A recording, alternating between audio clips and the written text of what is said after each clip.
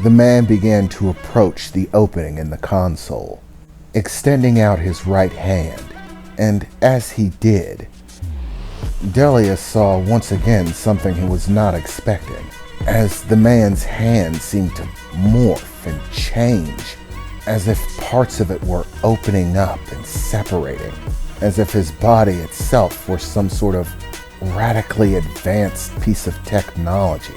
And as he completed this process of separating his hand, revealing vibrant lights and technology on the inside, what looked like moving liquid metal and countless things that Delius couldn't understand, he placed that hand into the glowing blue liquid as the control panel lit up. Lights everywhere, as once again the holographic projection in the room sprung to life. Vibrant pictures beginning to display. Omega Alpha Red level clearance activation. Quantum cryptology locking. Security administration verified. Activating super subnet gate, the woman's voice announced as once again there was a shudder in the ship as countless projections began to display. Quantum subnet gate open. Information exchange underway. Alpha 1 status has been approved.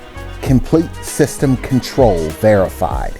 Subject Jax, Partition 37, has hereby been given clearance for Alpha 1 Red systems alert status. Now processing information. Activating planetary processor unit Pluto. Atlantis 2 link established. Redirecting to all affiliated bases.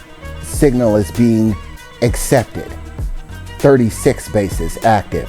546 bases active. 1,464 bases active. Full intergalactic system online.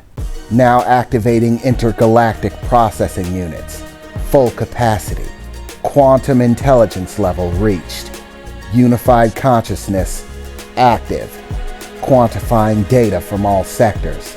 Updating technological knowledge and information. Improving schematic design probabilities. Analyzing resource requirements, the voice uttered. One statement after another of seemingly absurd-sounding things to Delius. What was going on? As the voice continued to speak, more and more things were projected in the room. Every statement ended with the projection extending series of lines and connecting dots.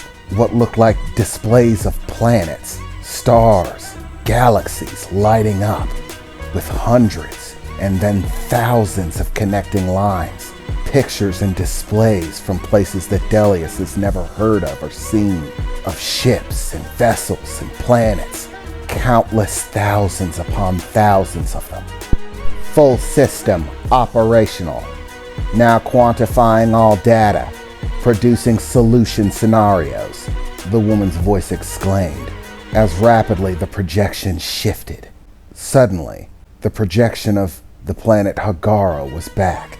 And once again, countless lines, millions upon millions of them began to thread out, filled with data of every type that Delius could imagine and more.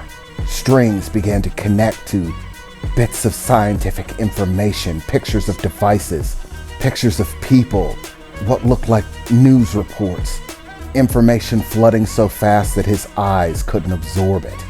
Trying to grasp as much as he could, Delius began to focus his senses, try to slow things down like watching a bullet or a laser pass.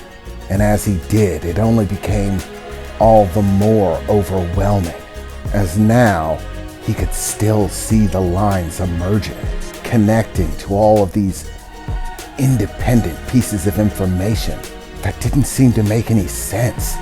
Pictures of professors of scientific research, discoveries in energy manipulation, radioactive signatures, technological developments for lasers, types of steels, weaponry, scanning equipment, mining equipment, professors for temporal mechanics. It all just seemed like completely unconnected nonsense. A completely ununderstandable stack of gibberish in every direction that he couldn't make heads or tails of. Sure enough, now he could track the things appearing, but he still couldn't make sense of it. Why were all these pieces of information appearing to pop up? What was going on? Delius thought to himself as he watched the holographic display, an explosion of light and imagery.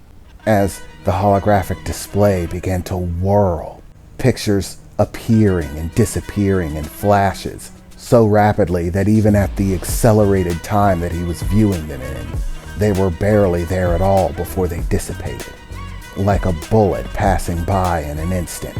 As more and more these pictures began to interconnect and weave themselves in strange, elaborate patterns, structures, and designs.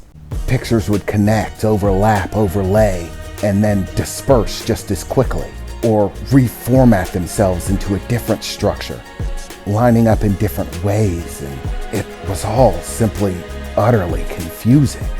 As in one last swirl of blue light, all of the massive numbers of infinite lines seemed to mesh and connect in one solid structural state, freezing there. Solution acquired. Timeline requirements met. Resource requirements met. Success rate probability, 84%. Desired outcome, survival of planet, labeled Hagara. Survival of offspring, unnamed. Survival of system, orbiting planetary structure Hagara. All requirements met. Solidifying plan and enforcing action. 448 partitions, now enacting. Plan status set. Disconnecting quantum gate subsignal drive, the voice said as the holographic projections stabilized into a set of displays for what looked like some sort of advanced mechanical structures and devices, displays of instructions in languages that he couldn't understand. What's going on? Delius asked, looking towards the man as he started to remove his hand from the blue gel-like substance that glowed that light, his hand morphing back to its regular state as he flexed his fingers a bit. I'll tell you what just happened. I just fixed your problem, but this is gonna be one hell of a trip. Doing what you asked did not come easily. I'm having to pull a lot of strings to get this done. But in order to get it done, I'm gonna need you to play a part. Can you do that? Because without you, the plan's dead in the water. If it'll work, if it'll save everyone, then of course I'll do it. Whatever it takes, Delius replied. And that's what I like to hear. Good man. I don't know whether you're a god or not. I'll leave that up to people who actually care to think about it. But if you're willing to do whatever it takes, then I'd say that you're a good man. And to me, that's worth more. So here's the deal, Delius. My plan takes place over the next 28 days, solidifying and finishing on day 28. That's the critical point in time. I'll get into the further details with you in a moment, but for right now, what we need to worry about is your primary problem.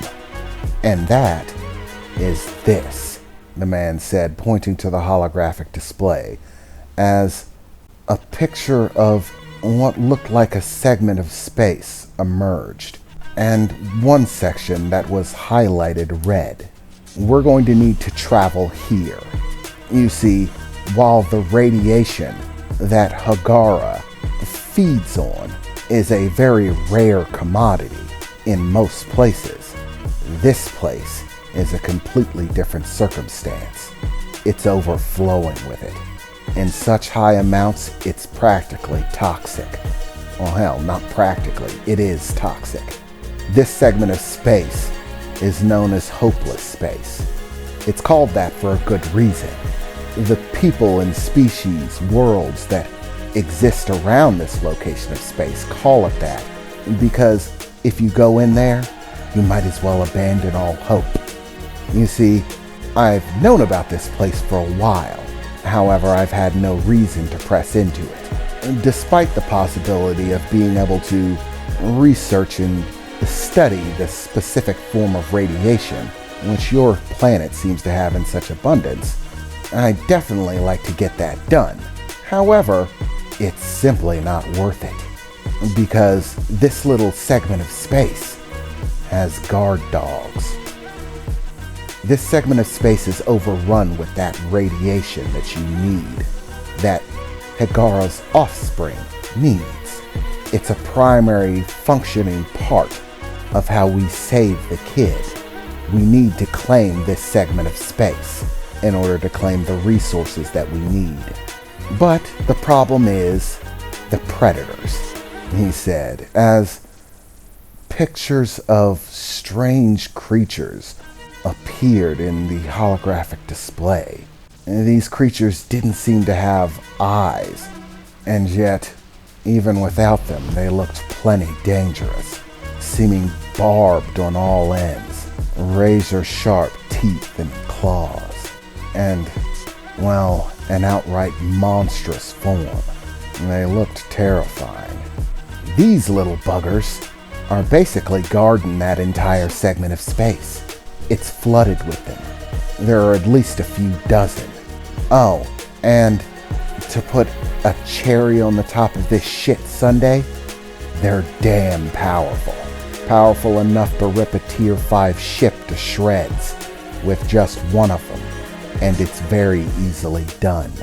They are extremely dangerous, next to indestructible, and they destroy absolutely anything that crosses into that segment of space, without exception. They seem to have no hesitation. I'm not even sure that they eat. They simply destroy anything that wanders in. They are the predators that own that segment of space. And if we want to claim it, then we're gonna have to fight them for it. And you and me are going to do that. That's step one, Delius. So, tell me, are you in or not? Delius smiled back at him for a moment. Of course I'm in. I don't care how dangerous they are. As long as it saves Hagara, its offspring, and the people in this system, I'll do what it takes.